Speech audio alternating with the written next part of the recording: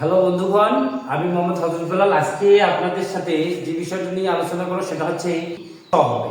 আজকে আমরা যে আলোচনাটা করব সি হচ্ছে কখন ক হবে। সি আমরা কখন পড়তে গিয়ে দেখবো যে এটাকে ক উচ্চারণ করতে হবে।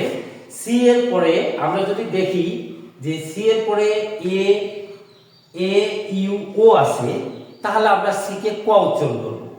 এবং আরেকটা জিনিস হচ্ছে সি এর পরে যদি কনসোনেন্ট থাকে, সেটা হচ্ছে আমরা 21টি যে কনসোনেন্ট আছে, যে কনসোনেন্টে থাক তখন আমরা সি কে ক উচ্চারণ করব। C plus A cat.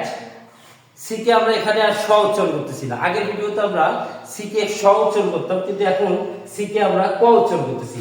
Cat, cash, campus, card. C plus U. C এর পরে যদি ইউ থাকে তা আমরা জেনারেলি জানবো যে সি কে এখানে ক উচ্চারণ করতে হবে। যেমন আমরা কাট লেখি, কাট, সিউটি কাট, কিউট, কাপ, কাউ, কাম্বার। এই বিষয়গুলোর দিকে আমাদের একটু লক্ষ্য রাখতে হবে।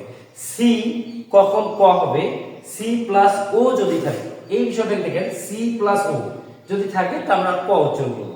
সি ও টি কট, কোট, কমফোর্টেবল।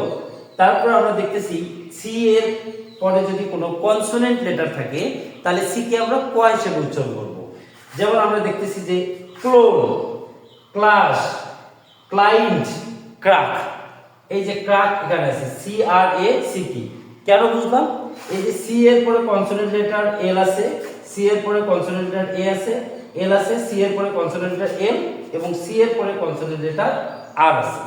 আরেকটা জিনিস, এটা আমরা একটা ছোট্ট প্র্যাকটিস শিট রাখছি, সেটা হচ্ছে দ্য কোফ খেইট, দ্য কাপ কেক।